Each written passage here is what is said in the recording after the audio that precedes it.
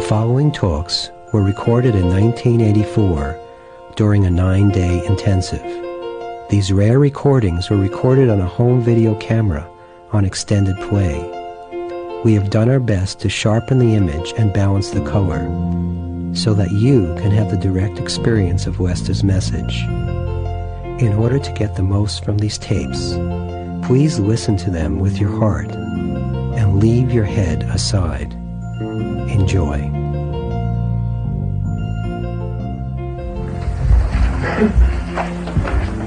In a way that will help you identify better with that which you really are. And with a lot of helpful hints on how to identify with the real you, the you that never ever changes, the you that's whole, complete, perfect, the you that you're trying to get to in everything you're doing, the you that you're looking for where it isn't, externally.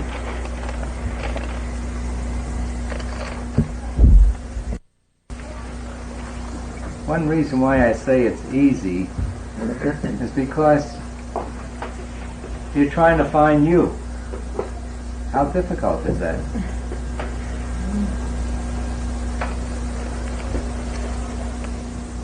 Also, you're every moment experiencing the real you. Plus every moment looking away from it. But you can't help but experience the real you. And you say, I, that's it. I am. It's the beingness that you are that is you.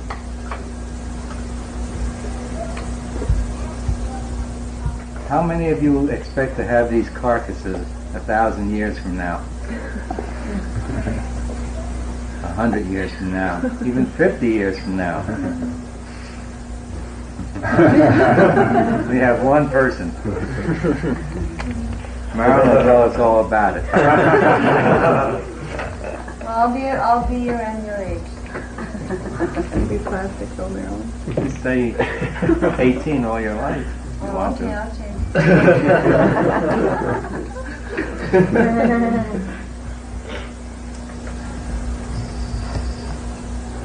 And if you really love the body that much, you do it.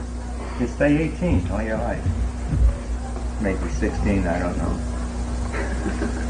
25. But we should look toward the part that we really are. Bring it out. Identify with it. Make it part of our conscious living. I am I. Get the sense of only I am. I am that I am. Are you? You say yes. Okay, that's it. Just be that only. And you're in the ultimate state that you're all the time striving for with misery. Misery is moving away from that state. The only happiness there is being in your beingness. What you've heard me say is just quieting the mind through satisfying the desire.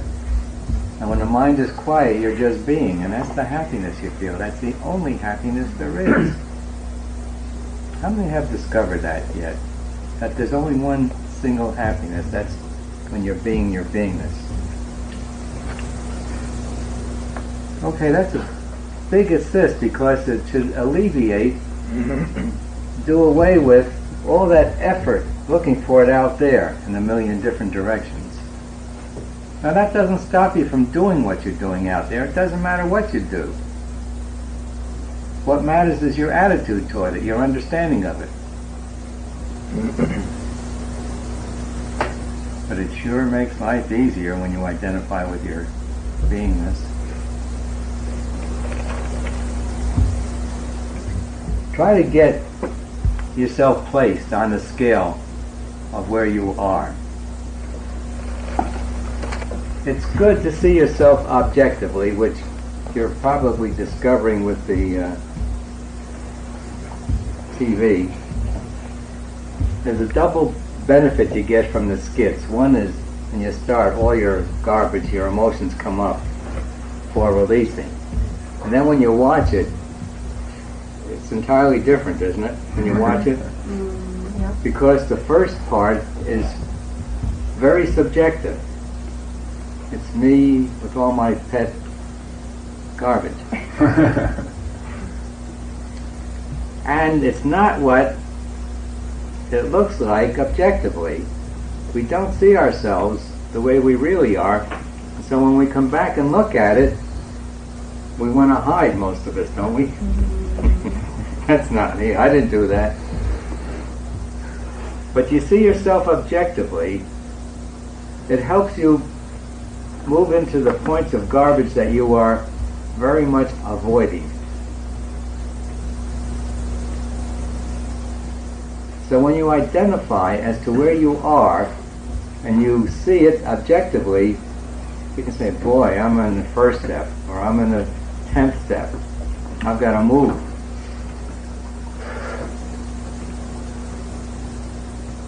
So identifying is part of seeing yourself objectively. And there's three parts that you think you are.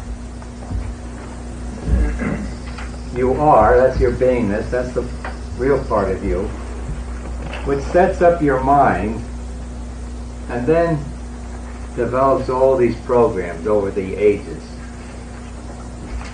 And the programs motivate the thinking. And the programs are your feelings. I don't know whether any part of the world of psychology and psychiatry today accepts feelings as programs. They're so blinded as to what they are. I think they accept them as being natural and right. Just adjust them a little bit so things get a little better. But feelings are simply programs. Subconscious automated programs of how we react to the external world. And every one of them has been put in as a pro-survival program in order to keep the body surviving. How many of you have seen that all these feelings are survival programs? Well, that's great. You get to see how silly it is when you're trying to survive a situation that you are eternal in. And that's what you're doing. You've got no choice. You're eternal. And all this struggle trying to survive. But wherein is the error? What are you trying to survive? The carcass. As I used to say, if you're driving around in a car, it's your case. It's got you closed in there. So has this car case.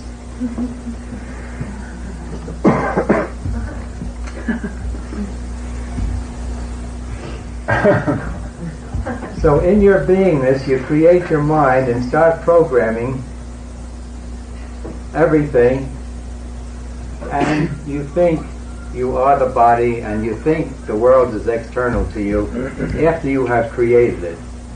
You let go of remembering that you created this whole thing. It's all created here in your mind. Change the picture mentally, and it instantly changes out there. It's called a miracle.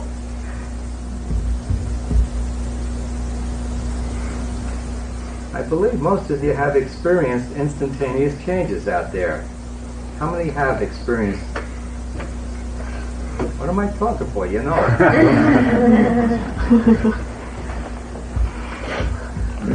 But there's nothing out there but the sum total thinkingness, most of which is subconscious, and therein lies the problem. subconscious means simply we do not want to look at it. The mind is a tremendous mystery to the world because they don't understand what it is. They can't see the simplicity of it. It's the sum total of all your feelings and thoughts, that's all. How simple it is. It's a collection of your feelings and thoughts. And everything you experience is via the mind. Go unconscious, the mind's out of the way, there's no experiencing.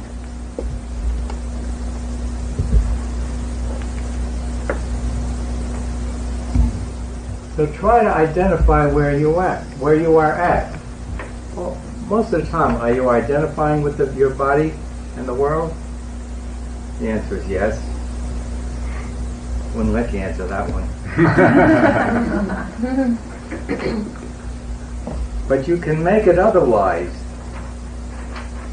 You continue in what you're doing, but shift your identity from being the body just to being. Identify with your beingness, and you just sit back and you watch the world go by. You get into the state of witnessing. You don't even feel yourself moving because you cannot. You're omnipresent. When you identify with your beingness, you discover that you're everywhere present in the entire universe. And should you choose, you can take a look-see anywhere in the universe without moving because you're there. You don't even have to do astral travel. You're omnipresent. Astral travel is in the mind. Astral body, mind are almost one and the same thing.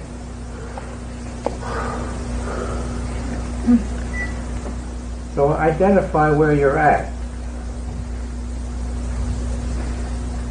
Make a decision to cut the journey short. Go free. Why agony when you can be free?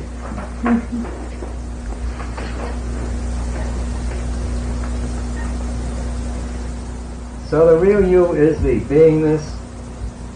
The ego you is 2 and 3, your mind and your body. And the 3 states that you identify with are beingness, doingness, and havingness. And with this you can relate to the chart of emotions. Apathy, grief, fear are down in havingness only. When you're down there, you think your welfare, your wherewithal depends on how much you can have, and you spend all your time trying to make and have. You move up into lust, anger, pride, courageousness. You move into a doingness. Instead of thinking your welfare lies in having, you feel you got to be a doer. Of course, that's an advanced state. Only 5% of us are doers. 95% of us are wanting to have. And we're down so low, we put ourselves in the state of being a slave. We must have a job. Someone must tell us what to do and give us the food that we eat and the money to get our lodgings. The only reason why people work in jobs is that we have a slave consciousness. We're down in a havingness. Apathy, grief, and fear. That's where most people are riding the majority of times. Move up into courageousness, pride, anger, and lust. Then you get to be a doer, which is a much freer state than being a slave. And when you get into the state of I can do, you've got enough wish and will to move to the top. Because you discover when you're just quiet and being, that's the nicest thing there is. And with the doingness energy, you'll work harder to drop the remaining limitations, the ag flat, so that you can remain in just the be all the time. Now, that sense of beingness is not related to the world. It's related to how you look at the world.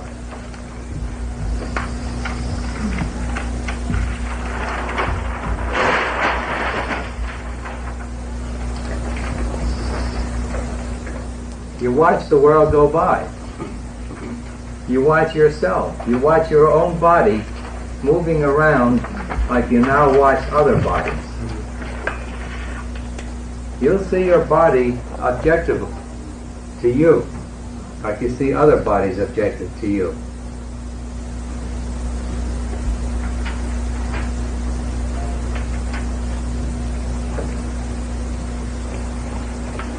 So try to move up to constantly identifying with your beingness.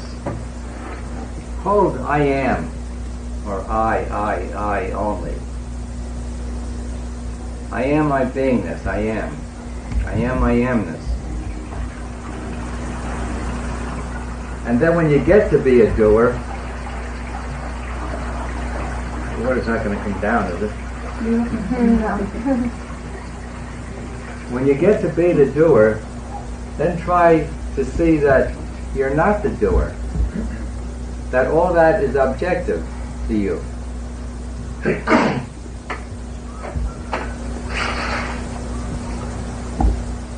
Try to take the attitude, I am not the doer.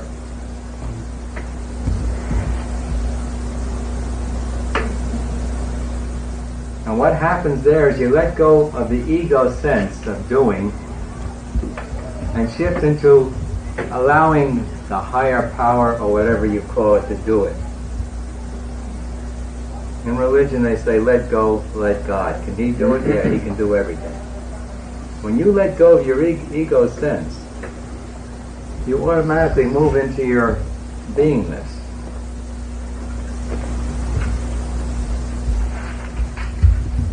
And that takes care of everything with no effort. And your life becomes totally effortless.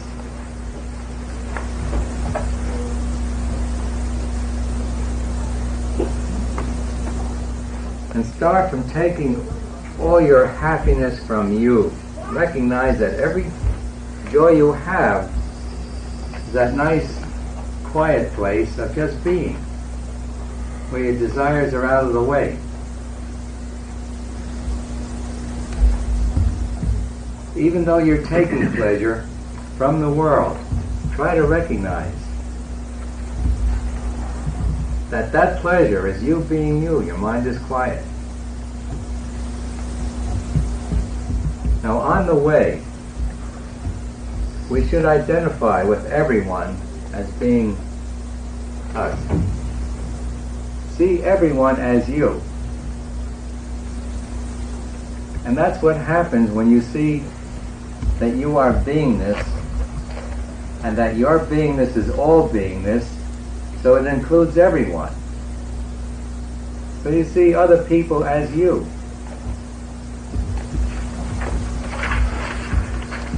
Then try to identify with everything out there, every atom as you, because it's your making. And when you identify with it, you'll get to see that you created everything you're experiencing. It's all in your mind, all you're experiencing. It's all in your creative mechanism. Mind is only creative. Creates the thoughts that we hold in mind. And in the end, knowing means being. You can't get to know yourself. That's two things. I, knowing myself, I am myself. So the ultimate knowing drops away into being. All knowledge drops away into being.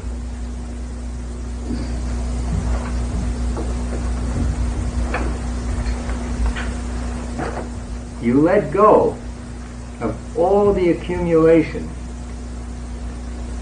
that you spent lifetimes accumulating in the way of knowledge, because it's all lesser knowledge than omniscience. It's all limited knowledge, limited by the mind.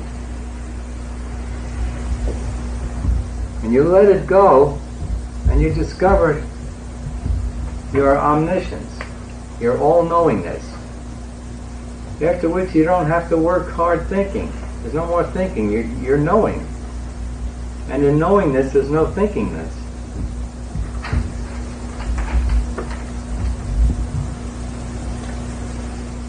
So see nothing out there but your sum total thinkingness. By the way, I think it'd be good if you'd write this down, to be used in the future as a reminder, as a refresher. Did everyone get the first chart? Or is there anyone who did not get the first part? Write it down. You can use this in the future. This is stuff I believe you don't read in books. Or do you read in books? No. Not me. Not before. They'll give it to you in one sentence, but not broken down this way. So it's good to have it where you can keep looking at it until you become it, with a capital I.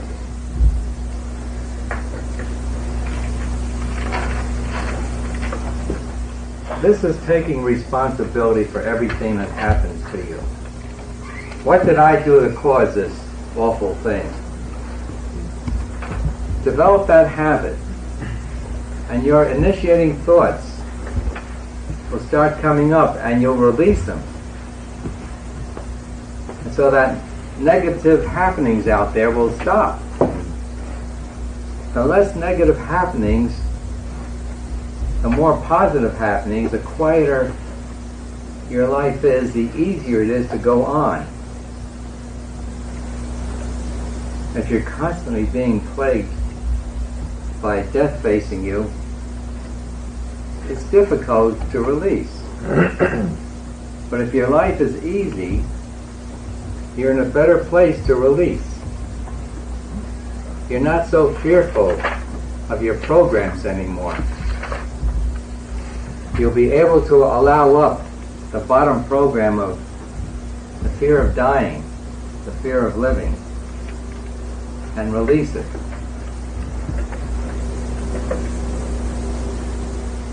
And when you continue this, see nothing out there but your sum total thinkingness, then you discover there is, in actuality, nothing out there but my beingness. Which reminds me of Vivekananda. He said, when you get to the end of the line, you discover there never was anything but I all alone. I, my beingness, is the totality of all beingness, and that's the only real thing there is. Your beingness never ever changes. Your beingness is eternal. And because it never changes, it's the only truth. If something changes, it was not true the moment before. For a thing to be true, it has to remain as it is. And the only thing you will ever experience that does not change is your beingness.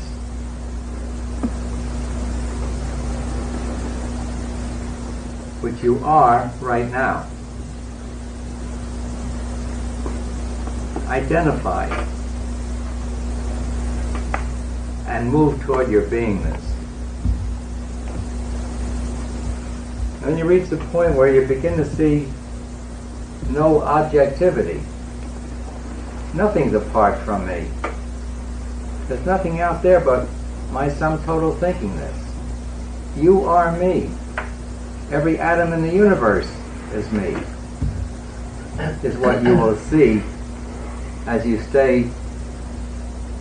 you identify with your beingness. Here we're trying to scratch for little pieces of it, and the totality of it is ours. It's our creation.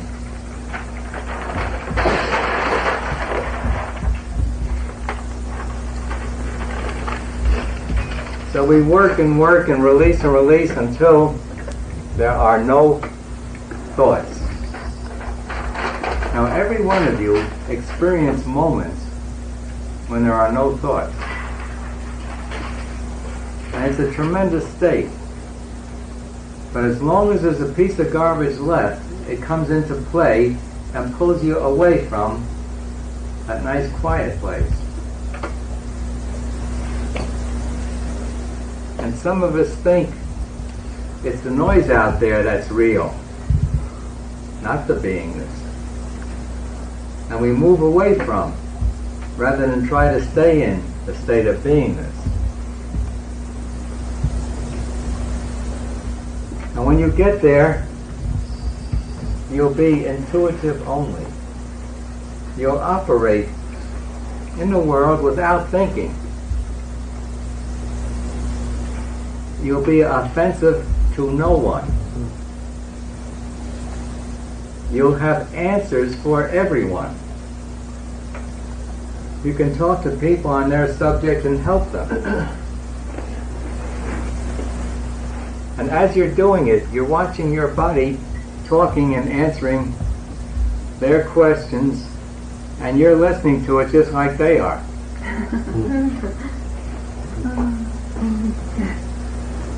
Sometimes you say, wow, that sounds good.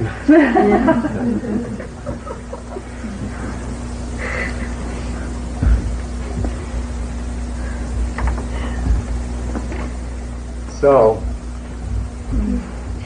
do not identify with your body and mind. What's left? Your beingness. Your isness. Your are-ness. Your amness. Your existence-ness. That's the part of you that's real, whole, complete, perfect, eternal. That's the part of you you're struggling to get to in everything you're doing. You'll never rest until you get there.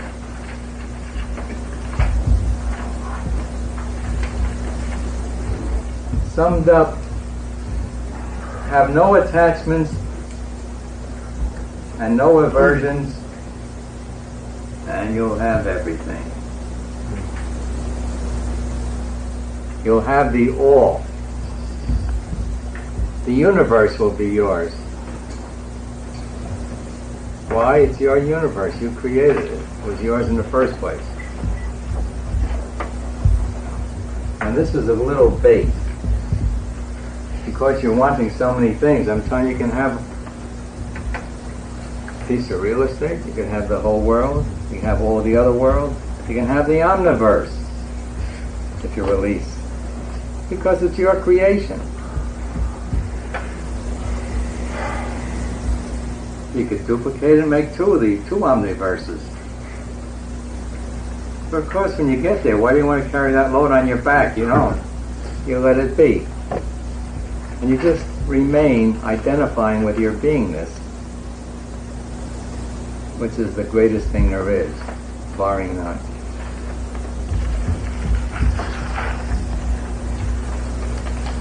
Let's see if there's more. Well, here are words indicating the free state. This can help you in setting your goals. The word I like best is imperturbability. The place where nothing can ever disturb you again. A place where no person can disturb you. You just look at the other one and you allow the other one to be and want what the other one wants. And it doesn't disturb you one iota. even if they want to kill you. How can it disturb you? You're eternal.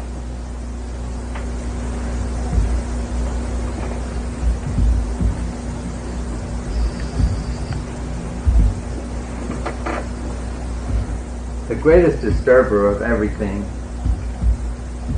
the cause of all turbulence of the mind, perturbations, masturbations, everything, is desire. It just spins us into this tremendous swirl of what we're into. Aim for desirelessness. Aim to release all your desires.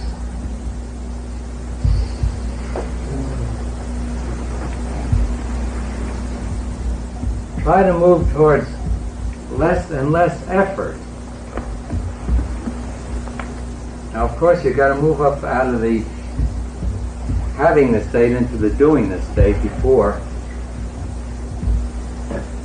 you try to make things effortless. But when you let go and identify with your beingness, things become effortless. And as I guess most of you have heard me say, every impossible, no matter how impossible, becomes immediately possible when we are completely released on it. And you know you're completely released when you just don't give a hoot. Could you say it again, Lester? I just want to write it down again. Every impossible, no matter how impossible,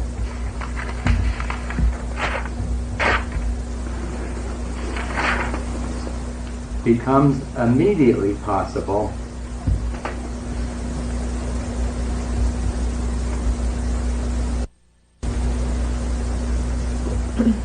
when we are completely released on it.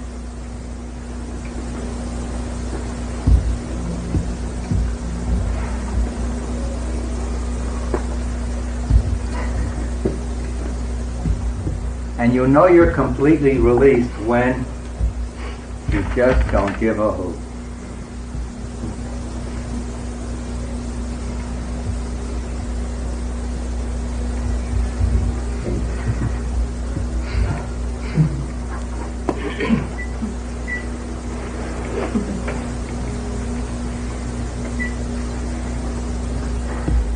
The sense of actionlessness, of not being the doer.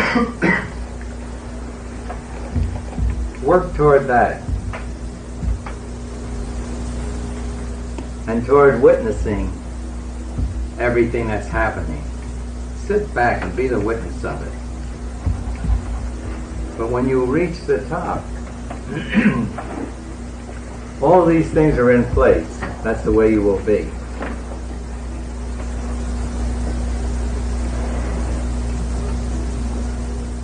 Those are the 5 words that I like best for the top state. You might have some other words you could add to it.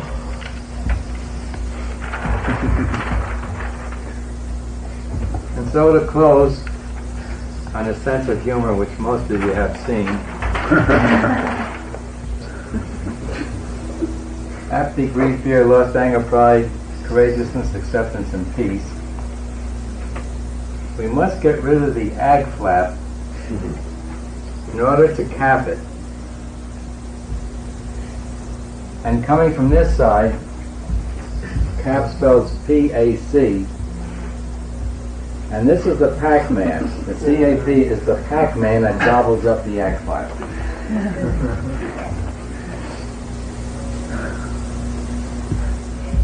But you need to get up here to gobble that up completely. It's from the high points that you'll reach down into suppressed fear of dying. Allow it up so you can let it out.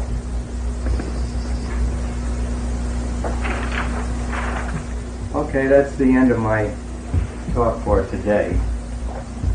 Be yourself. You've got no choice. No matter how much you try otherwise, you'll always end up eventually just being yourself. Only. So why not now? Why take time? Okay, thank you.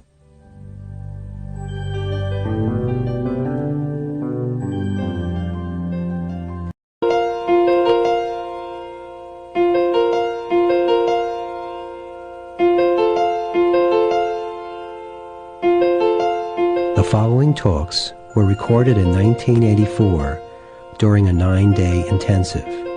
These rare recordings were recorded on a home video camera on extended play.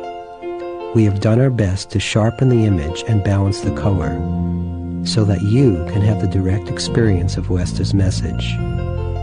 In order to get the most from these tapes, please listen to them with your heart and leave your head aside. Enjoy. Morning. I'll take you on the major roller coaster ride that we are on and have taken. It's interesting, your daily lives are roller coasting all the time. It might be that the archetypical thing was the original roller coaster ride, but we should know intellectually the whole complete picture, which when we do, I think it better helps us place ourselves, better helps us move in a direction of getting off the roller coaster. If you can imagine it, life should be straight line, not even that, a point, just never move, never act, never do, and that is the ultimate state. Yet if you have concocted a body or bodies,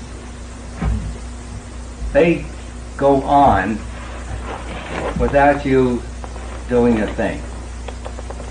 Your body moves, the world moves, and you do not do a thing. You just sit back and watch it all. So this concept of being still, being a point, or better than that, being every point without moving, does not take away from you your dear, dear world that you hold on to for life, which is your nemesis. So, I know some of you have seen this before, probably more than once. But if there's anything I do, it's say the same thing over and over and over and over and over and over and over and over and over again. And I wonder, why don't you hear me? Or if you do, why don't you just do it? And the doing is really undoing of the doing, so you can remain still and just be and be and be and be. Does that remind you of a song? If I could be and be and be and be, if I could be. The musicians need to change the lyrics a bit.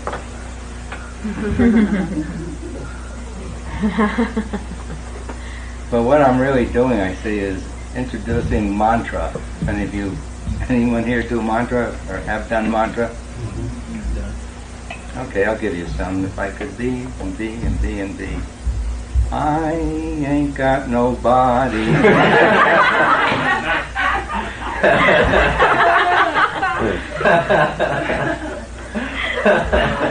Misbehaving all by myself. That's it. There's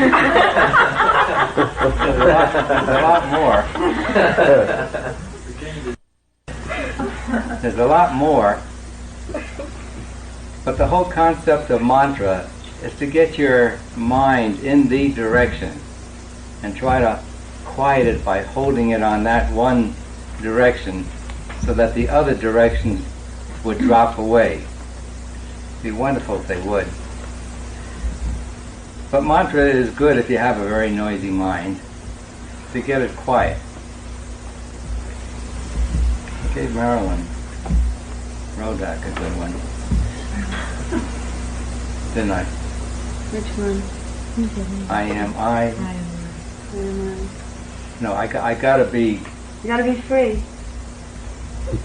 I gotta be free, or I gotta be me. Change the song. Change the song from I've got to be me to I've got to be free. Oh, I gotta be free. I gotta be free. You could also. Gave me I am I.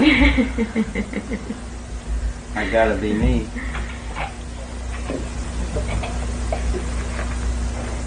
I don't know how that would fit for you.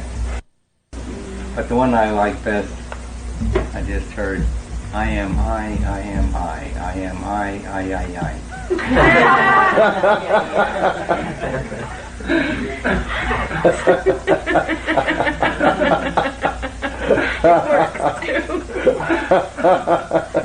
Yeah, try it. The last part. Get in the habit of just singing to yourself, I am I. Not the last part.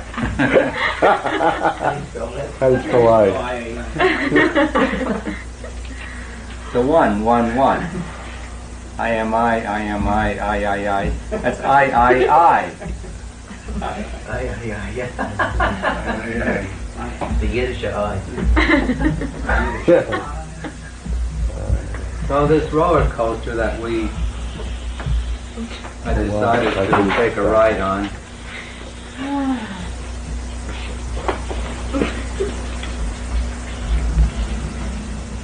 we start off in being only beingness, if you can imagine what that's like, and you cannot. The mind cannot see beyond the mind. Mind is a come down from beingness. So when you try to imagine it, it's impossible. But how many of you have experienced just being your beingness? I'd like to see a show of hands. That's almost all of us. There isn't a moment when you're not. There isn't a moment when you're not experiencing your beingness. And this is what you're looking for. In your every act in life, you're looking for your beingness. And what is it? You call it yourself, or make it with a capital S.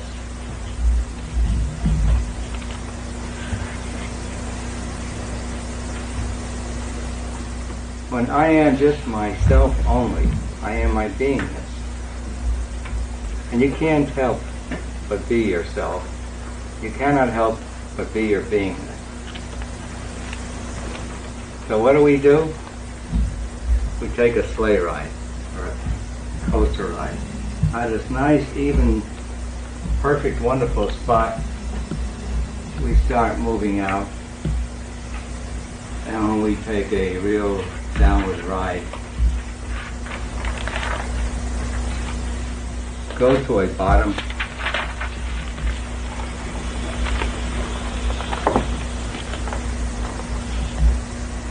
And then ride back again. In this all-perfect state of beingness, in order to get into difficulty, we create what we call our mind. So right at the beginning here, we set up a mind. It's only an instrument to separate. Only an instrument to create differences, parts primarily, after which the more parts we create, the more it hurts. So after we create this mind, we do everything to get back to the beingness with the mind. But the mind cannot do it because it's lower than beingness. But what the mind can do is direct you toward letting go of the mind so that you can just only be. But once we start out, that's not enough. We set up a body. The first body is a causal body. It's a delightful body because there, every concept, every idea we have is instantaneously fulfilled.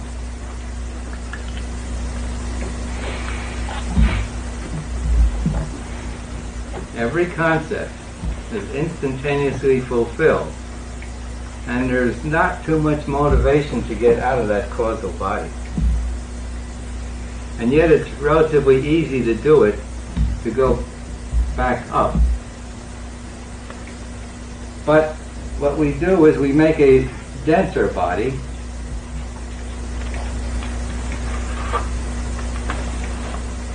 called astral.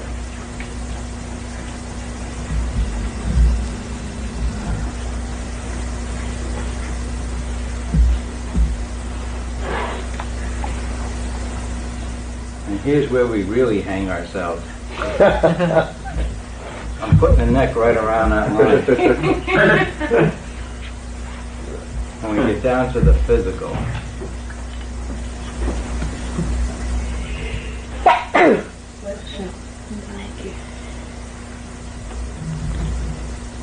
In the realm of time, this was started eons ago. In the realm of time, we've been hundreds of millions of years into the physical. This is how stubborn we are. And theoretically, any time anyone should choose, that one can go zip right back up to the top.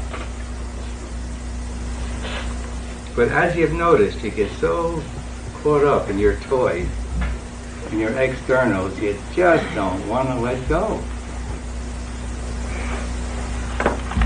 And so we develop all these externals more and more and more.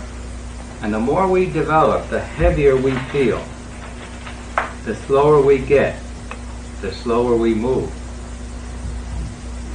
Until you hit bottom, the state we are in, the physical. It's the slowest, densest state possible unto beings everywhere in the universe. We cannot go slower, lower, denser than we are right now. So that's a great place to be. We're halfway through, and we're actually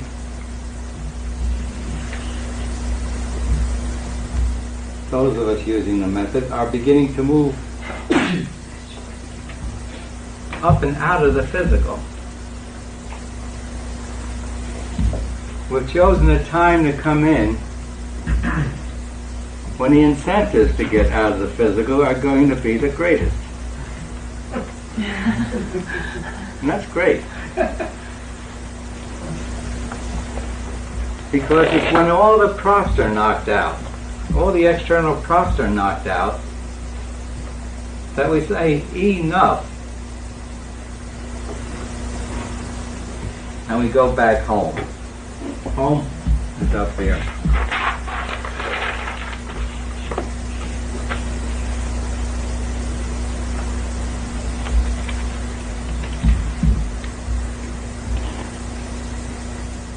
So you've chosen a wonderful time. You couldn't have chosen a better time to come into the physical realm.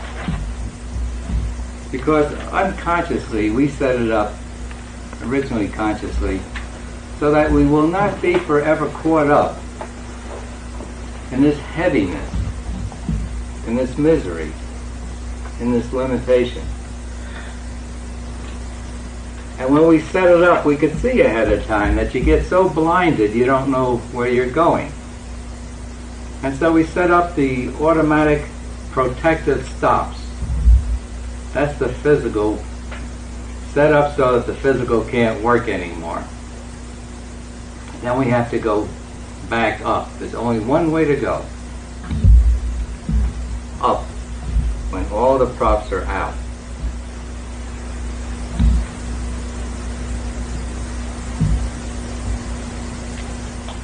I don't know whether to mention it or not, but I will. The leader of what's considered one of the most spiritual countries in the world died this morning. Gandhi? Yeah, Indira. What? She was assassinated. Yeah. By whom? 2 of her guards. They were Sikhs. 2 of her personal guards who were Sikhs. What's Sikh? That kind of religion. There's a big group in India that kind of stepped aside from Hinduism and are seeking their way. But it's not spelled S-E-E-K, it's S-I-K-H. They're a big group there, and they're trying to separate their part of the land from India. So there was a battle going on. But the irony of it, who did it? Her closest personal guard. What I'm saying to you is, there are no safeties in this world, and what are you doing every day? You're trying to make it safe. Even if you get to be the head of one of the most spiritual and one of the largest countries, you still can't be safe. Until you identify with your beingness. And when you do, you will have the absolute safety there is. You're untouchable, immortal, whole perfect.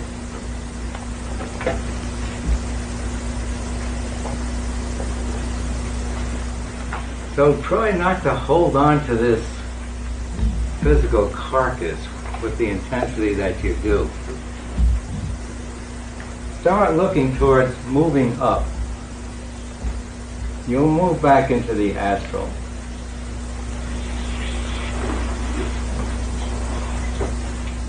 When you get up there, it's different from here. Here you're looking in a downward direction all the time. Here, you keep your direction up.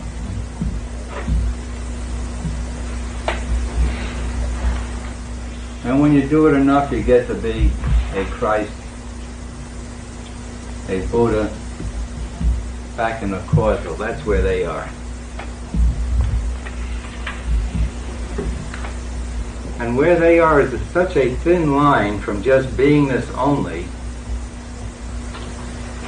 Should they choose to go over the line, they can do it. But they get caught up in wanting to help the world, so that ones who start helping seem to hang around for thousands and thousands of years.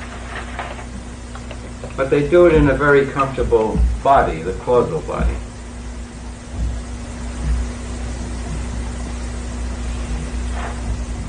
So, be caused.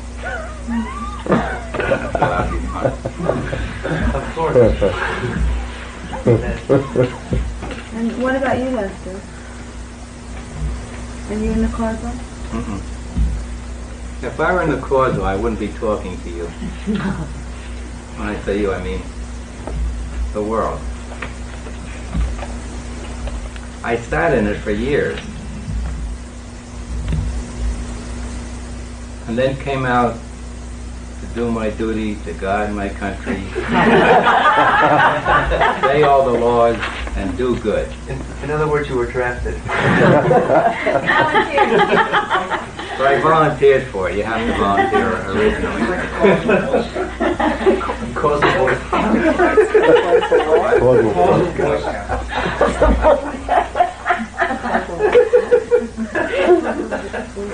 Be prepared. But once you sit in that quiet state, it never leaves you. And it's extremely difficult to stay with the noise. I still have to use radio, news, read the newspapers, know what's going on in the world and so forth, because if I don't, I just automatically float up. And if you would ask me questions, I'd look at you and just smile. Because there are really no answers to the questions you're asking. You're asking me, well, why shouldn't we be limited the way we are?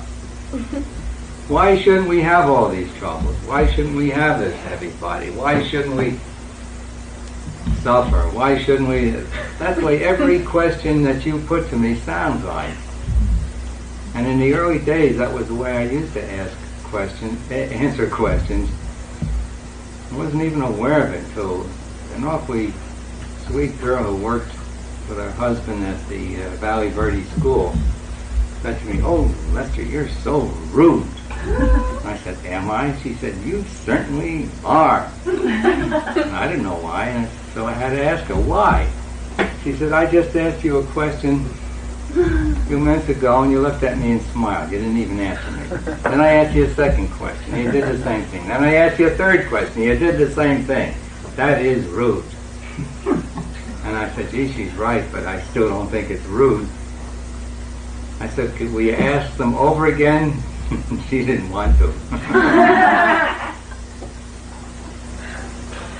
But I did try to answer her questions more so. And then I came back. This happened in Phoenix in a restaurant. I came back to Sedona. I asked closer ones, "When you ask me questions sometimes, do I just look at you and smile?" And they said, "Yeah." I said, "Why didn't you say something about it?" This was Reverend Lindsay. He says, "Oh, I understand." And another fellow told me the same thing. And it was only then that I realized I was not answering the great majority of questions, but I was answering, see, from where I was coming from, with a smile. That smile is so worth that perfect being. Of course, when you project that to the other person, it tends to lift them. But of course, I couldn't lift them high enough to agree with me. And so they wanted an answer down in the pit. So I had to learn how to talk pit language again.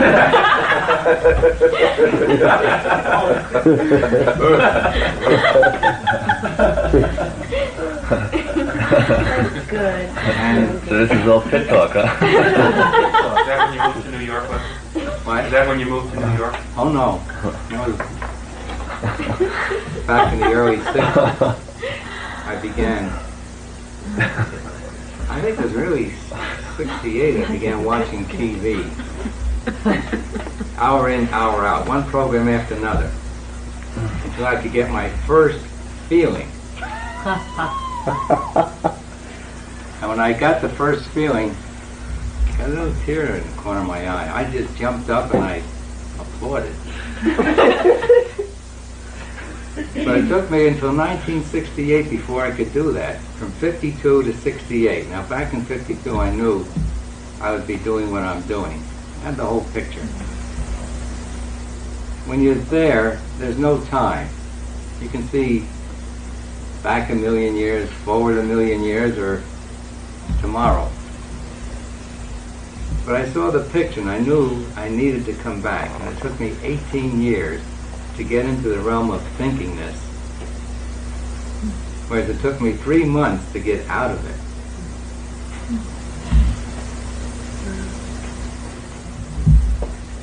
See, this is beingness. This is thinkingness.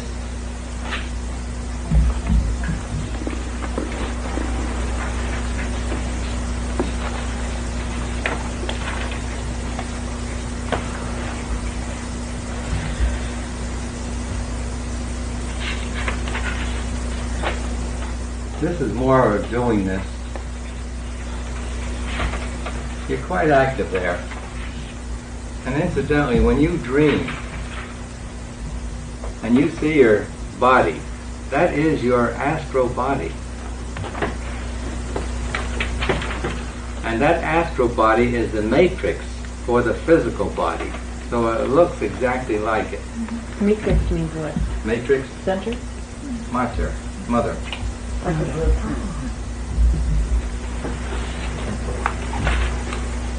It's the mother of this body. It forms this body. And down here we think we have to have in order to be.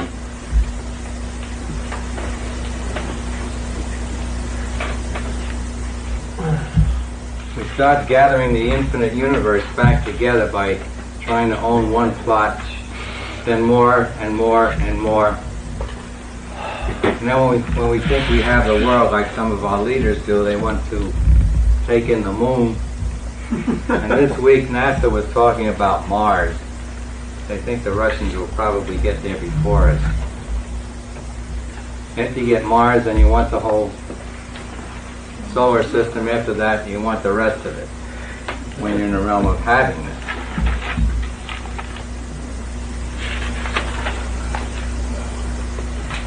So when you're in happiness and you start to do, it moves you up towards the astral. Now there's a difference between here and here. When we're up in that top state, we're up there in sort of a passive way. And when we run the gamut of all this, we come back to it in a positive way. I think the best way I can explain that is like sickness. If you're born healthy and you're healthy all your life, you appreciate sickness, health. Take it for granted. You like it. It's nice, but you're not aware of the value of the health. However, when you're sick for a decade or two or three, and then you become healthy, you will always appreciate the state of health. That's a positive knowing of what is health. Whereas if you're born healthy and remain healthy all the time, it's a passive knowing of what the state of health is. So when we run the gamut, we go out no more. Because I live in a hell. And that's the state we're in here. The most limited, the most hellish state beings can ever get themselves into.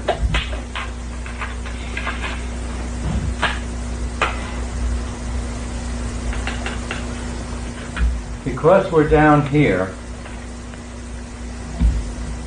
we have a tremendous advantage. When you're in hell, the advantage is the incentive to get out of it. And we're plagued with it. Peppered, like with bullets all the time to get out of this state. And because of that, from here,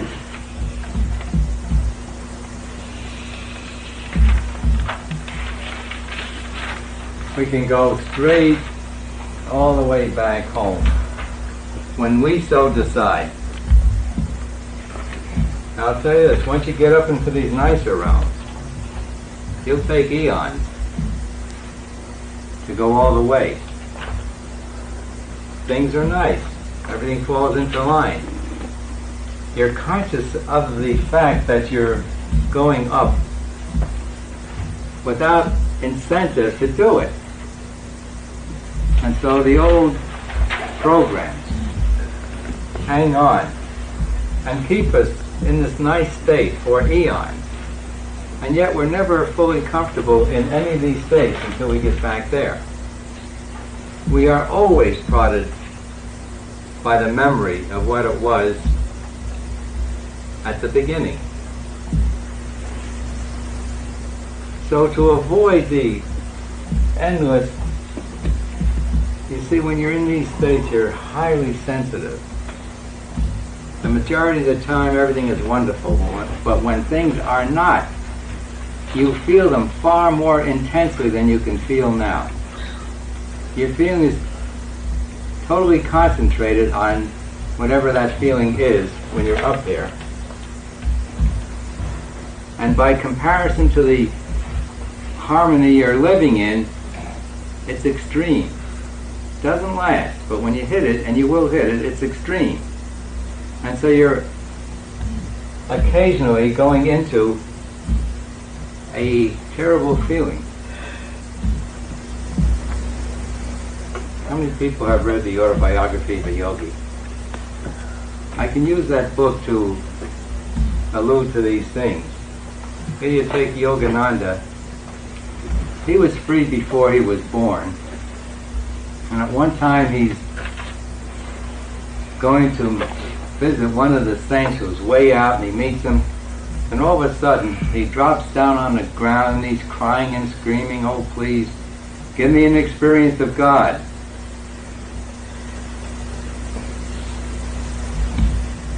From the high state, when you go into that non-godly state, it's excruciatingly painful. He threw himself on the ground, was screaming, he was writhing with the agony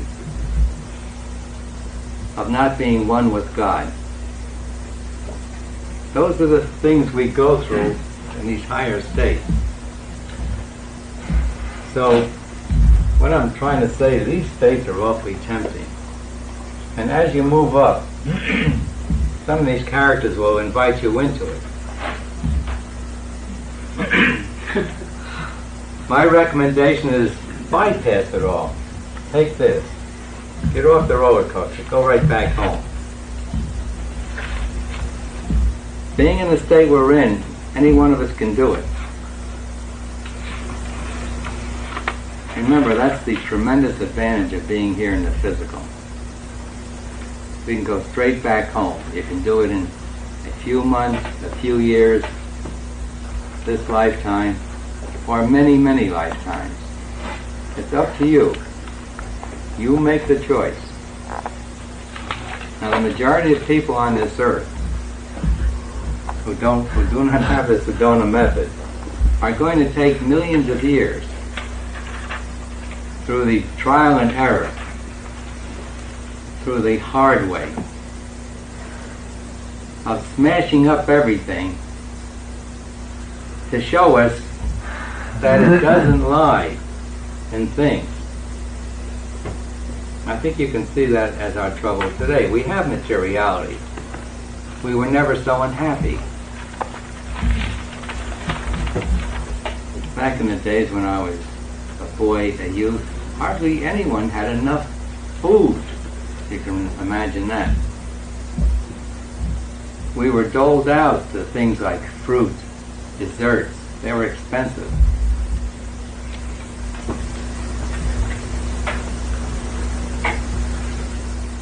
Things like cars, TVs, radios, airplanes, boats.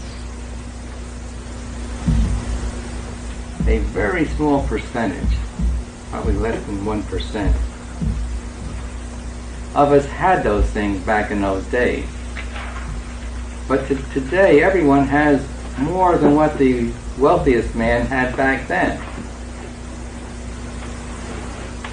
And we think material things will bring happiness. And we still do. We still go after them.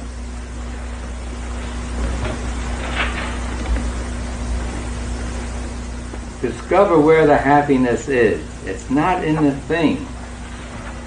It's in letting go of the agony of not having it. Desire is an agony of lack. It's letting go of the desire for having it that momentarily quiets our minds. And at that moment, we're just being.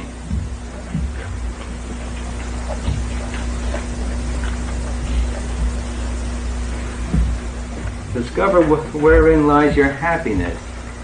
You'll stop wasting your time. You'll stop pounding your head on brick walls. And you'll go direct for where it is, right where you are. It's just you identifying with your beingness.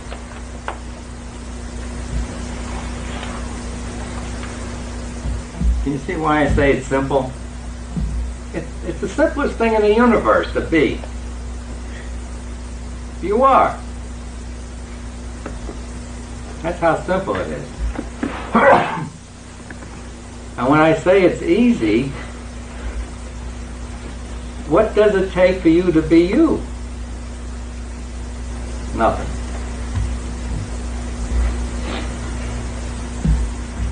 What does it take for you to be you?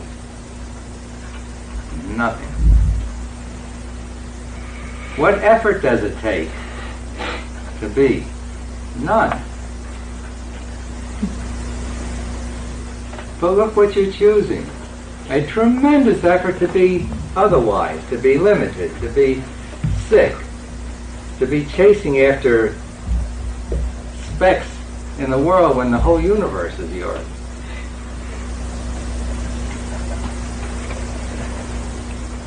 So it is simple. It's you. You're beingness. And it's easy because you're there now.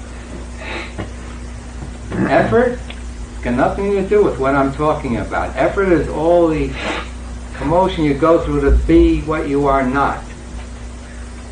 An extremely limited physical body. Spending almost all your time trying to keep it surviving. Even though it's so obvious that the body does not survive, everyone's spending 99% of that one's time trying to keep the body surviving. It's a no-win proposition. And still we go after it. You see how brilliant our minds are?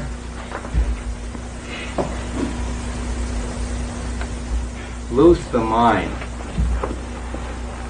Stop the thought by ridding yourself of the motivators of all the thoughts called feelings. No feelings and you're there.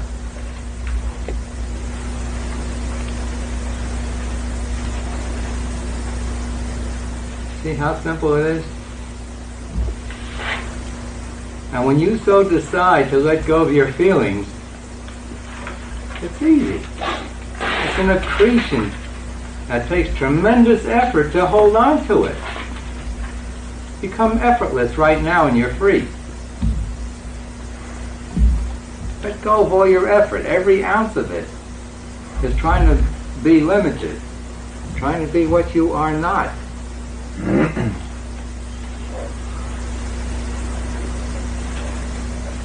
It's simple, you are it, and it's easy, it takes no effort. Every ounce of effort you use is trying to be a limited body. Trying to keep it surviving even though you're not smart enough to know that it doesn't. If you were, you just give it its just due.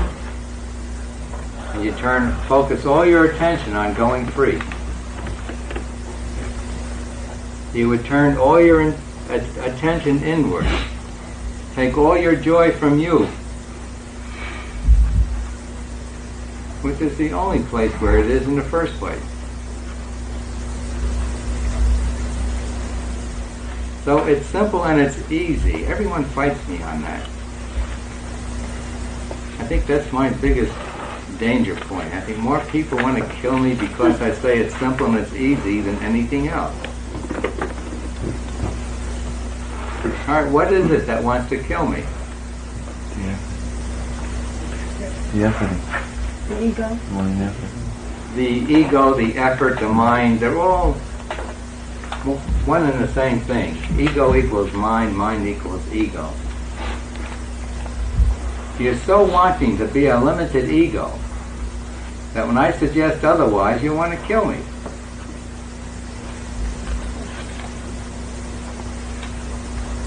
Isn't that silly?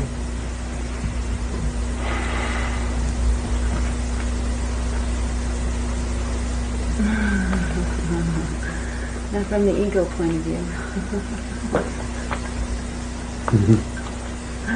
Well, I'll write it back. Ego, E must go.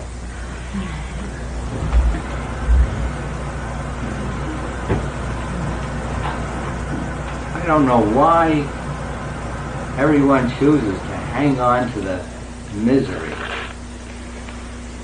And as long as you're trying to get your joy from this world, for each ounce of pleasure you take, you get pounds and pounds of pain. For each ounce of pleasure you take, you get pounds of pain.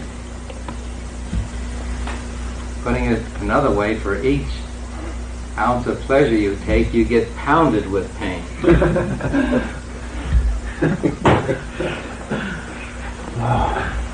And you're all experiencing this, more or less. Why not make the decision here and now to go free and let it be in a matter of weeks, months?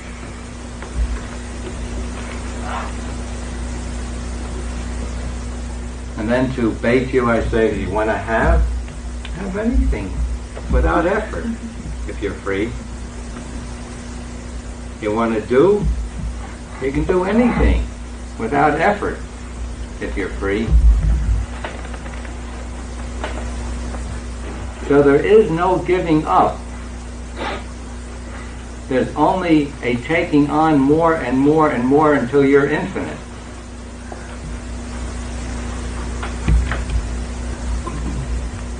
So many of you think you're going to give up. You give up like you do with food. You give up your misery. That's why you give up.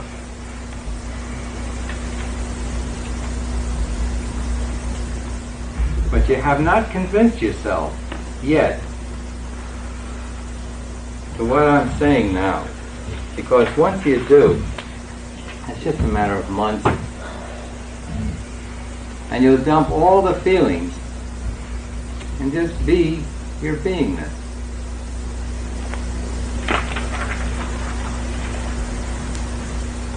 Okay, I've taken you on the roller coaster ride, the main one. Of course, what we do on these rides is we impose another roller coaster. Down here it's really sharp. So on our way up, we're going to see that we have a choice to go into the astral and the cosmos.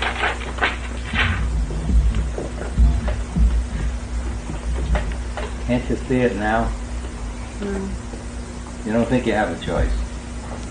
I mean, I don't know anything about the astral or the cosmos. I didn't experience that. It's all in the mind. You're experiencing both of them right now. When you have an idea and you see it through to completion the moment you have it, that's done by the causal part of you. When things happen immediately, that's done in the astral part of you. Like in a night dream, whatever you think is immediate. And when it takes time and years, you're in the physical.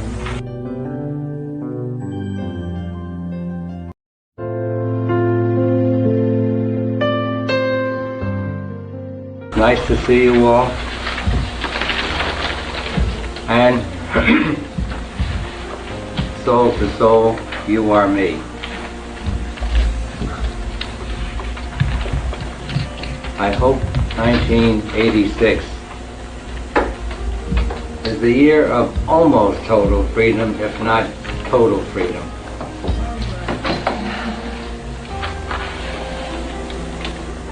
When you get to that place of total freedom, all the struggle is 100% gone. You don't have to work for a living. You don't even have to eat, but you will. You don't have to breathe, but you will. You just sit back, and in that greatest of all states, you'll just watch the world go by, knowing the one and only absolute truth. that which is ever changeless, that which is forever. And it is simply your beingness, which you have right now, but are looking away from. Isn't that simple? Thou art that which thou art seeking. On that point, you've heard me say you have no choice. You're whole, you're complete, you're infinite, you're omnipotent, you're omniscient, and you're omnipresent. And again, on that point, you have no choice.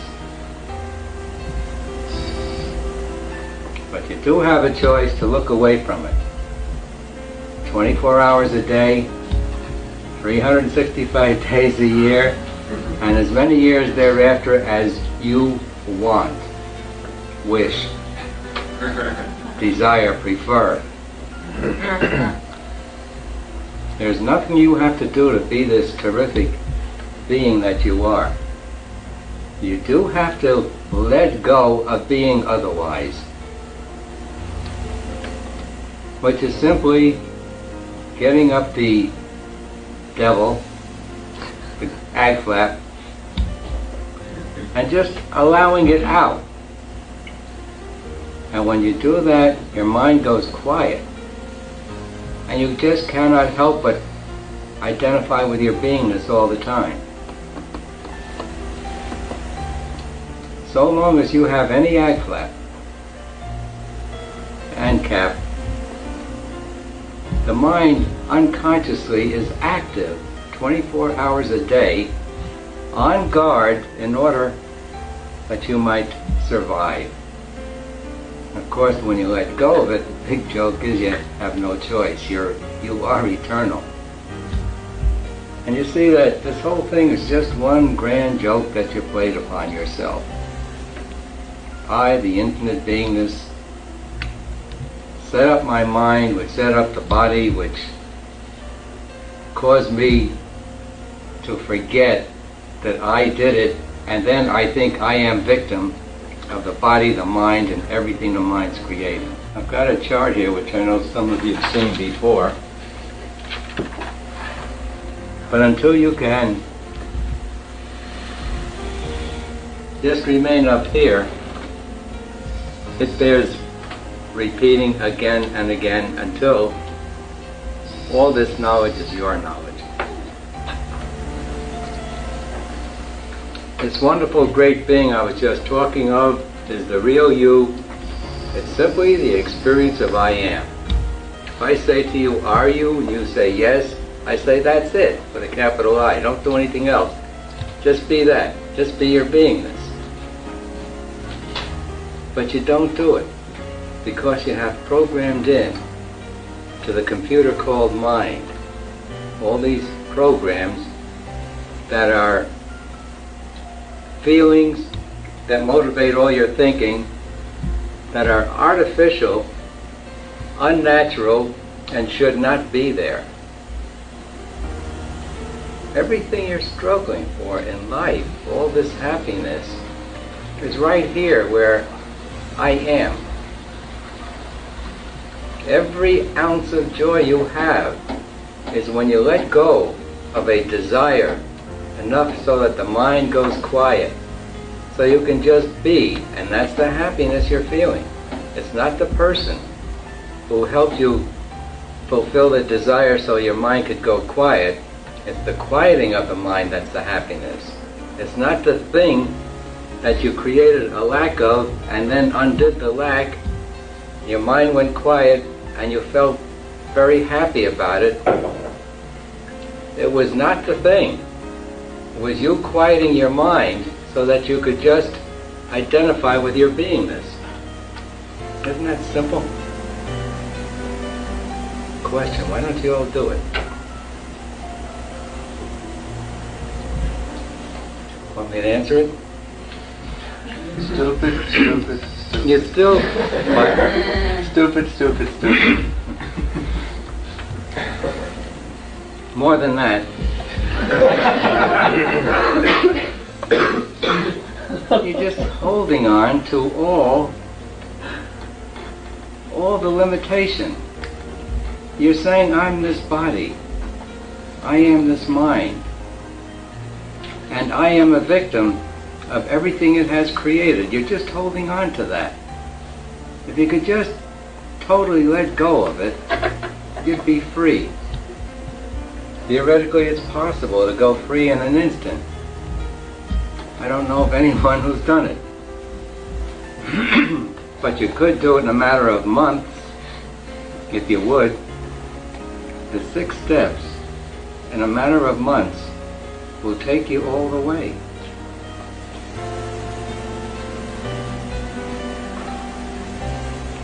The most important step is the first.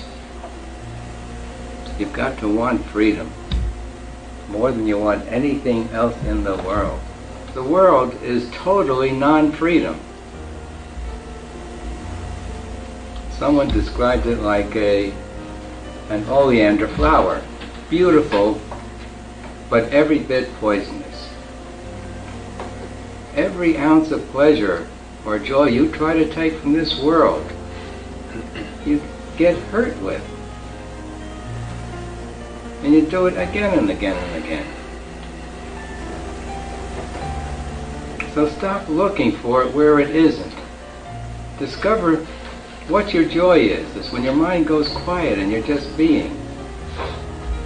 And from that point, from your beingness point, you could will out all the rest of it.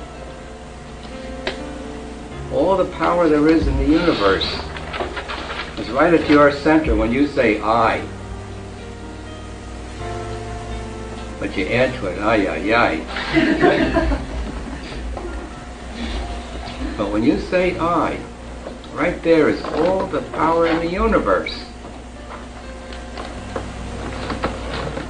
which is enough power to throw out the totality of the remaining programming feelings.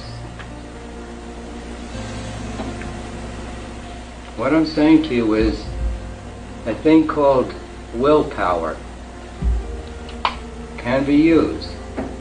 And willpower is just using this unlimited power that's yours all the time. It's just using it. And as you have most likely discovered, the more you release, the more you can release, the deeper you can go and pull up heavier garbage. The more you release, the more you accept that you can use this willpower. But through your discrimination, you could put in this will to go free strong enough to dump the whole thing, if not instantly, in a month or so. I recommend it. So here's the infinite you, all-knowing, all-powerful, and everywhere present. And it's your beingness. And it's the experience I am. That's all it is. But what you do is you set up a mind which has limitations. And the mind is the saboteur and does all your separating from the oneness of the universe. And in order to do that, it sets up a body and all matter and all other things.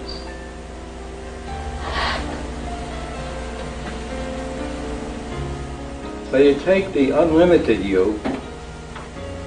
The moment you think, every thought has limitation. The moment you think, you are limiting yourself. The more you think, the more you are limiting yourself.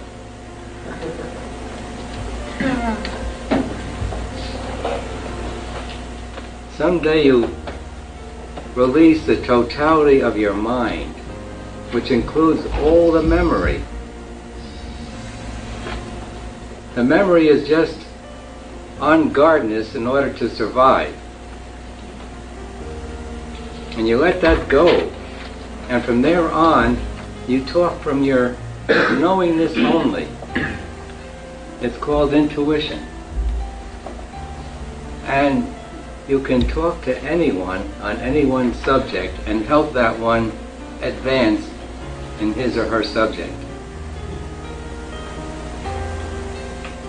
And when you experience it, you hear yourself saying things and you say to yourself, wow, that's terrific. You listen to it as it's coming out of you. You've probably experienced some of this already. But there's no memory needed in omniscience. There's no need to think in all-knowingness. The only thing you can do is voice it, if you so choose.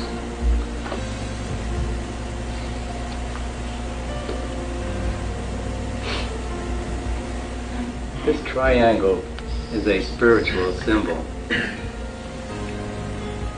They usually represent it as God descending down into man. And then the more spiritual ones reverse it this way, and then it's man ascending into God. And the two of them make up the star, six-sided star, which is a spiritual metaphysical symbol. Now in the free state, your mind goes quiet and you have no thoughts unless necessary. You feed them into your mind and through your mind to others. But when nothing's going on, you have no thoughts. You spend your time being, and it's the nicest thing there is. And that's what feels so good to you when you release and go high. Going high is just being, that's all it is. And there's no thoughts, no feelings. All knowledge is totally available to you. And your mind is totally quiet. But as much as we get this at times, we don't think it's great enough. We hold on to this limited state because it's so familiar to us.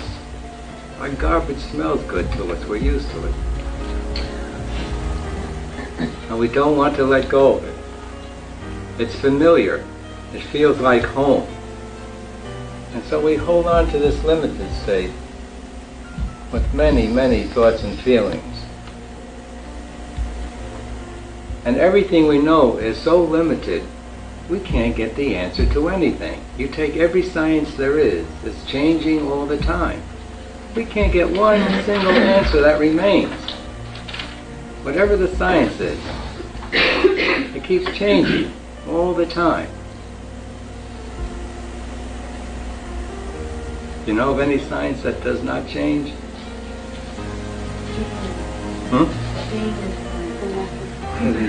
The science of man himself.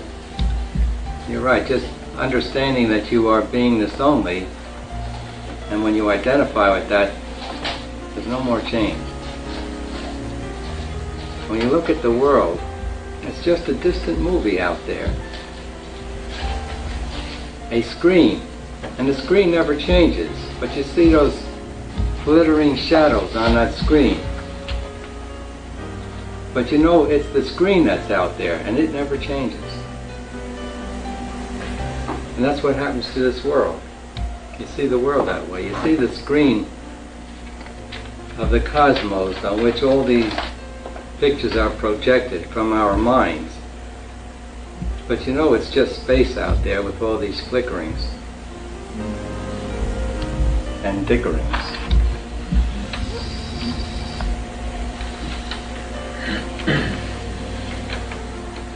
So with this limited knowing, our mind is very active, and we have moments of pleasure with a constant background of discontent, sorrow, and misery. Those moments of pleasure are when you satisfy a desire and the mind goes quiet. All the rest of the time you got this heavy real heaviness within all the time. Everyone has it, no matter how successful they are in the world. They feel this heaviness and are seeking a way out of it. Of course, we never ever let go until we get to the top.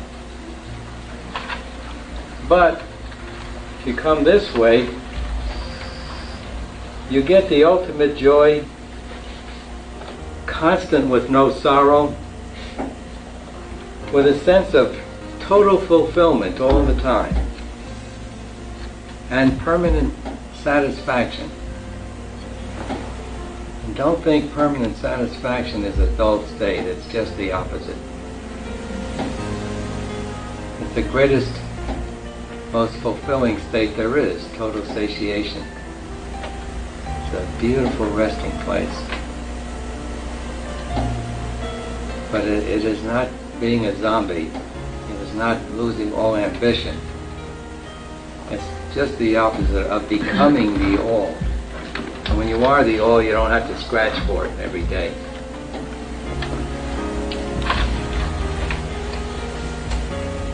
And in the end, you change only in identity and point of view.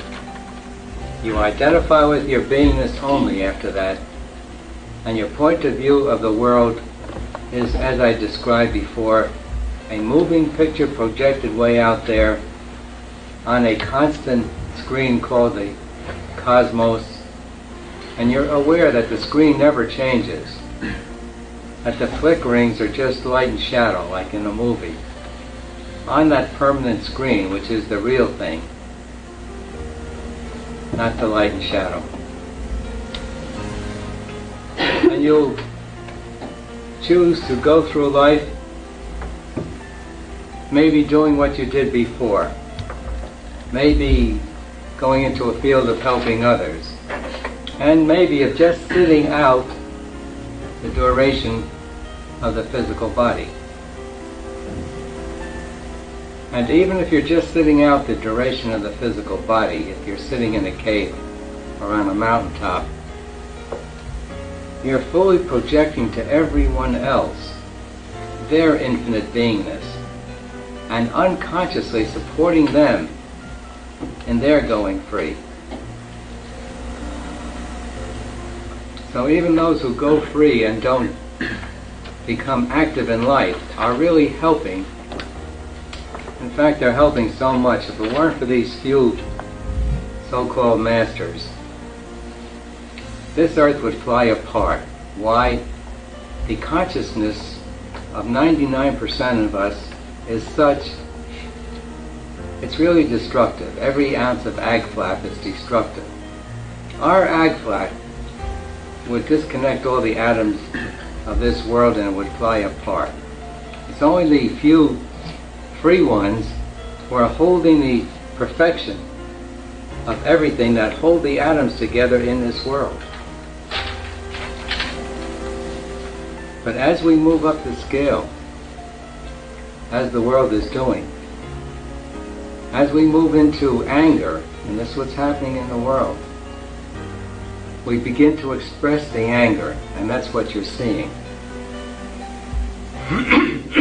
If we could just step over the anger and get into pride, pardon,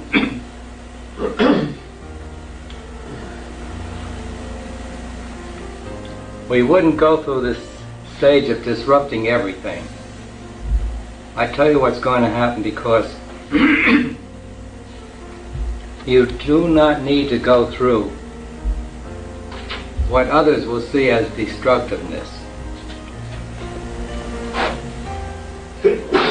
We clean up the old through our anger and so forth. We knock out all the props and thereby get the incentive to go within and move up. So what's coming about is a beautiful evolution upward. If you don't go free by then, you're going to make yourself go free. Because you, like happened to me, you have a gun against your head. And the wanting not to be destroyed is incentive enough to make you go all the way so that you can transcend matter. Not only walk on hot coals, but walk also on water, and walk on air, and walk through matter, should you need it.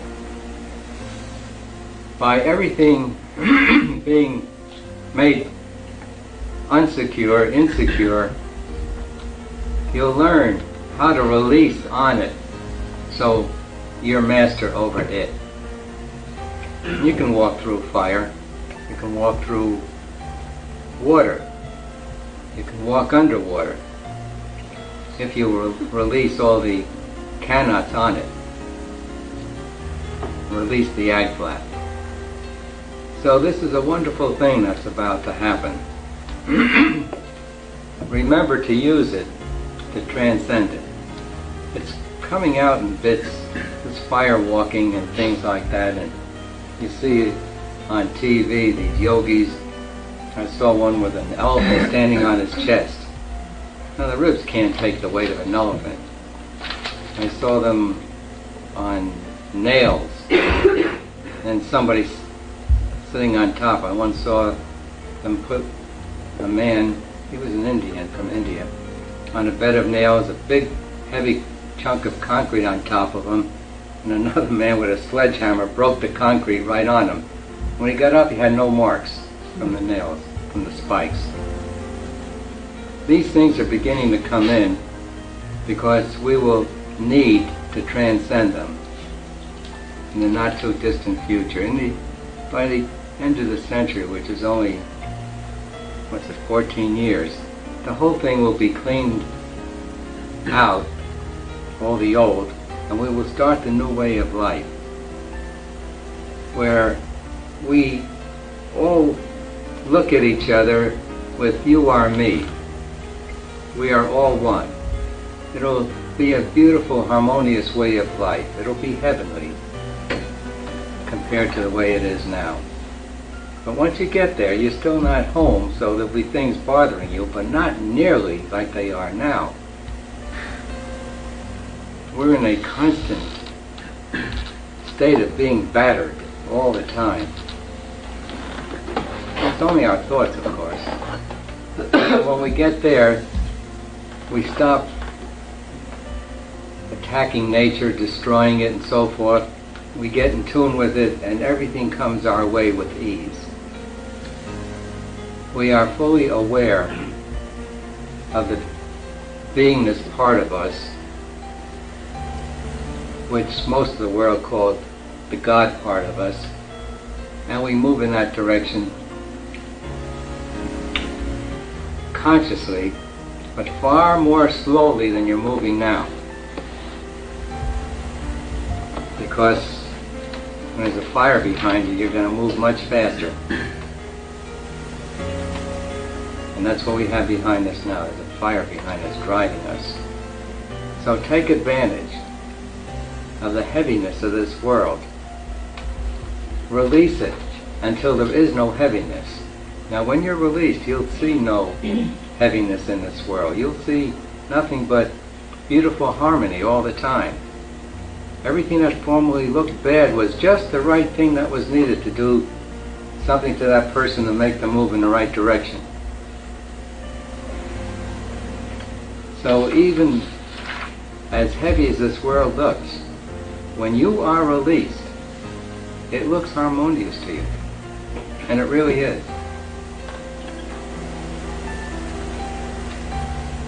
But in the next phase, it'll be harmonious to every one of us. Now, if we choose to move up and get into nicer worlds, it could take hundreds and hundreds of millions of years for us to, when we get here, to move up to here. The higher you go, the less the incentive seems to impel you to move out of your boundaries. When you live here, it feels good. Because whatever you think happens. But still, it's limitation.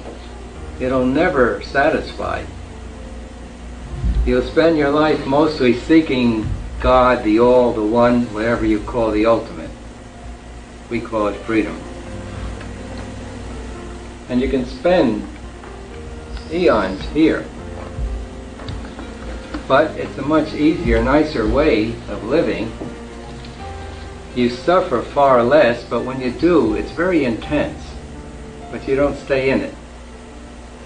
You can easily step out of it, push it down. But it'll always prod you toward going up to here. So from your omnipresence, you can see your body like you now see all other bodies. Your body becomes objective to you, whereas now you're very subject to the body. So you'll see your body as one of the puppets out there, like everyone else's body. But you don't go out of the body. You cut the limitations of being a body, and you recognize your omnipresence. Right now, you are everywhere present in this universe. You've got no choice on that except to look away from it, and that's what you're doing. So when you move into omnipresence, you could sit here and see the whole town of Sedona. You could also at the same time see Phoenix, and at the same time see every city all the way to New York, and see everything that's going on everywhere, because your omnipresence is at every point.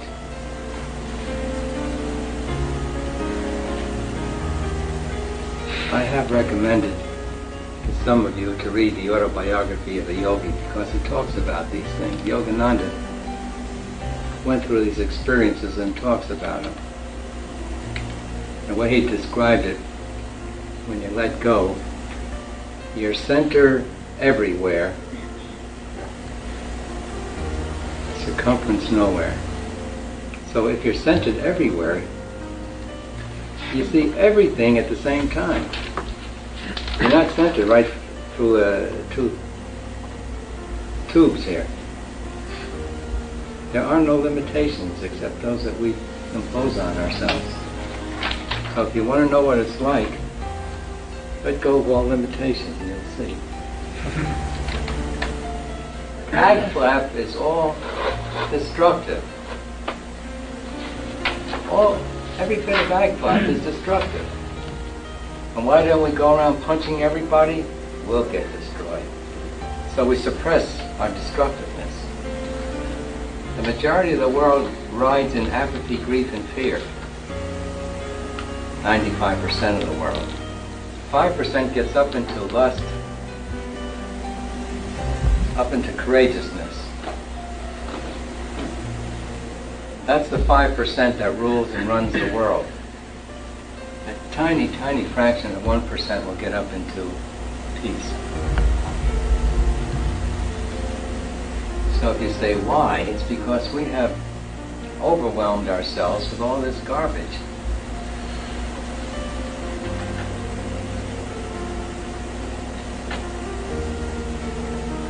This world is a unique place in that we have more garbage than most other worlds. But that's good. You wouldn't be here otherwise, looking for a way out. Your attention is 24 hours a day on that body. It's ag flap. Every feeling is a pro-survival feeling. Have you seen that?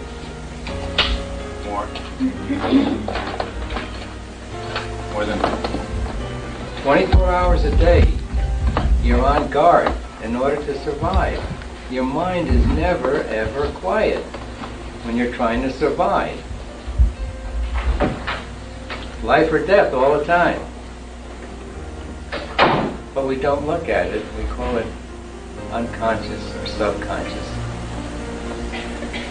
But every feeling is pro-survival. As you move up, you let go of attachment to this body. The importance of keeping the body surviving lets up, and you dwell more in the mind state. Now remember, you're in all those states right now, spending most of your awareness on the body. Really, the bottom line is the fear of dying. And when the feelings come up, release them until there are no more. I warn you though, if you get overwhelmed, release unapproval and control until you're able to confront your fear of dying. But it is a help in bringing up the fear of dying if you visualize yourself falling off a cliff, crashing in an airplane, walking in front of a truck, getting hit by a train, in the head with a meteor. Howie's coming, it's coming close. But you can go through these things. If you're able to use it, it'll help you get rid of big chunks of garbage. If you say there's karma, there is karma. And as we set it up, it's action and reaction. You can't work it out, because working it out is creating karma for the future. You can get above it, see that it's nothing but my mind out there, and let it go. You transcend karma, you don't work it out. Karma is taking the dictates of your ag flap. That's another way of putting it. Your ag flap dictates all your thinking. Your thinking dictates all your actions. No? I don't know, I'm talking to a psychologist. You agree to say, this is my mother, this is my father, this is my sister, and this is my brother, and I am obligated to them because of that. And they say the same thing with you. See, when you get free, you have no attachments to your family any more than you have to anyone else. See, holding someone in the mind so intently will bring you to that someone next time around. It can be love, it can be hate. We relate through love only. We are projecting our minds out, seeing the world as we see it, and no one else sees it the way you see it. You think they do. But if you want to be with them because you're supposed to be with them, or because Mama's demanding it, that's not mutual. Mama needs to release us too. The birds know that. They push their young out of the nest.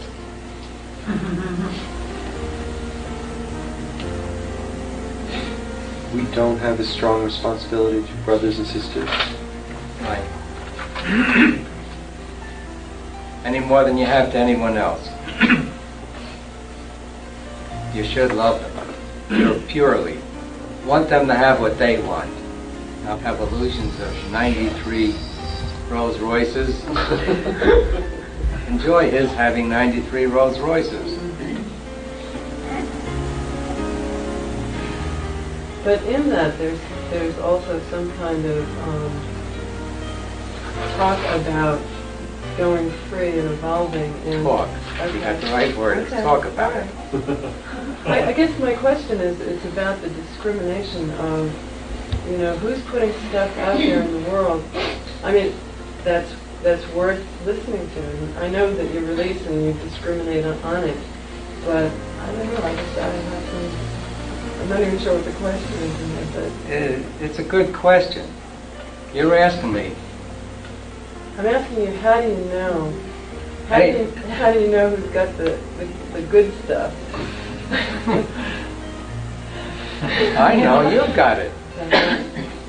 Not Rajneesh, you've got it. Mm-hmm. He wants to exploit people. Mm-hmm.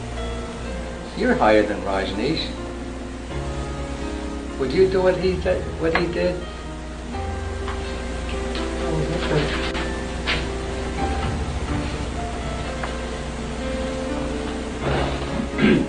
Someone wrote a book. If you meet your guru on a path, kill him. If you want to go free, you got to do that. If you want help and support that helps you remain crippled, you look for a guru, a master. But you are the master. I'm just the baiter. Well, it's interesting. When I read that it's like from a place. All right, I'll answer your question. Yeah, right. You can tell a master by his equal-mindedness. You stop looking up to them. They're the same as anyone and everyone. Everyone turns out to be beingness only.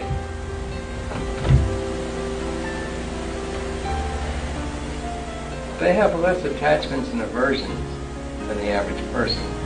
They have less ag flap than the average person. Someone like Jesus?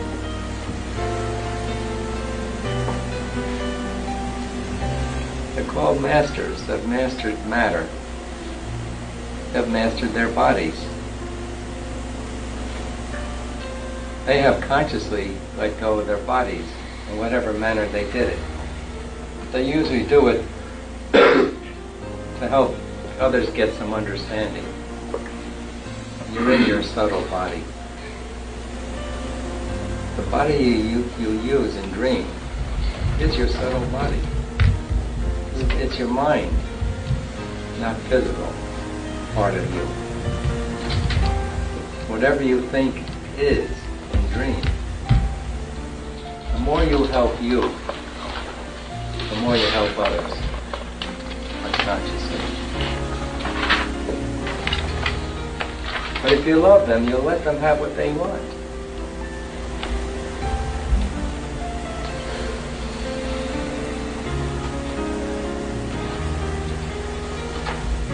I have this last question, Lester. Should I just let go of one and figure out what that was? Yeah. It don't mean a thing if it ain't got that swing. All right. And that swing is up to get out of your thoughts. Okay. All right. We want to transcend the thinking realm. You've heard me say again and again, thinking is thinking. Every thought has limitation that we impose upon ourselves. When you're in your highest state, you're not thinking. You're just being. And you've experienced it. Remain there. Or release the ag flap so that you can remain there.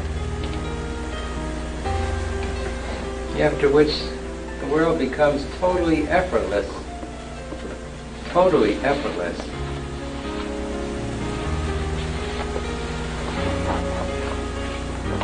All effort originates in the mind. Beyond mind, it's effortless. When you so determine, you can go free. The basic philosophy. But I resolve that I wanted the totality of the good. If you do that, you'll let go of all the bad, all the limitations. But you have to believe that's so. Not believe it, decide so. Will it. Will it to be. Okay, every down to me was a wonderful opportunity to go up. You people look at downs and you hang on to the downs. But every down is a marvelous opportunity to go up.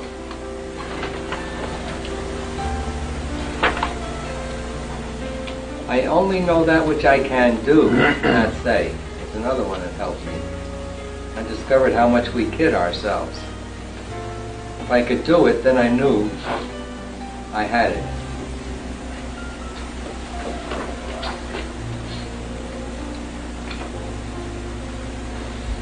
Just say that again, please. I only know that which I can do, not that which I say.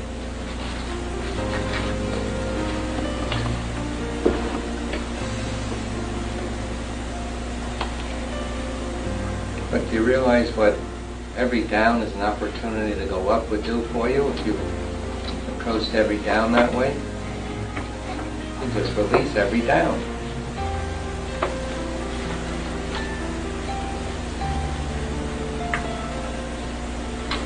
Like a friend.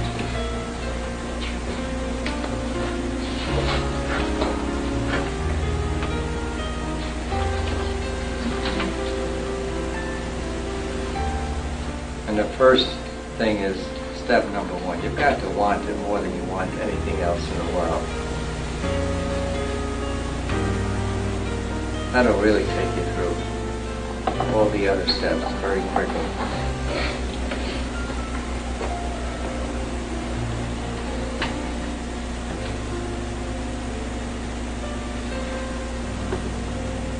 Everyone has exactly what he or she wants.